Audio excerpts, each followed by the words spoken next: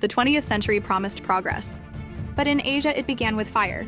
In the early 1930s, Japan, modern, industrialized, and hungry for empire, looked to its neighbor China as its next conquest.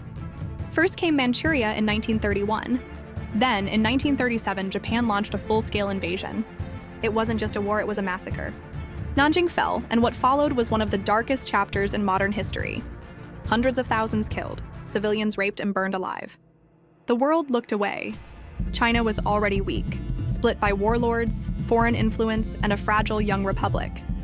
But in the face of invasion, something unexpected happened.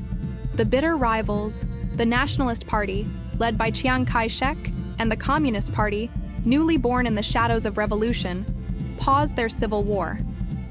Together they resisted Japan, at least for a while. The Nationalists fought with tanks and uniforms. The Communists fought with guerrilla tactics and rural support. And while China bled, America stayed on the sidelines, watching as Japan tightened its grip on the Pacific. But everything changed on December 7, 1941. Pearl Harbor. The sleeping giant woke up. America entered the war, and Asia became a battlefield. The U.S. joined forces with Chiang Kai-shek's nationalists, sending money, weapons, and generals like Vinegar Joe Stilwell. But American patience wore thin. Chiang was more focused on fighting communists than the Japanese. Meanwhile, the communists under Mao Zedong gained ground, hearts, and momentum.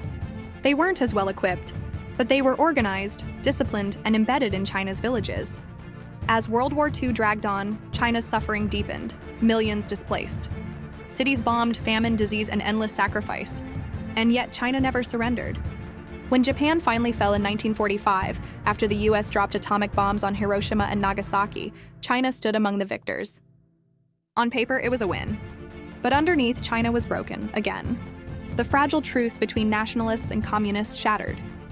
By 1946, civil war resumed. This time, no invader to unite against.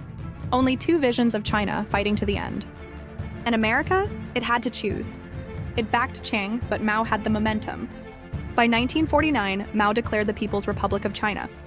Chiang retreated to Taiwan, where a very different version of China would take root. Japan's march had shaken Asia.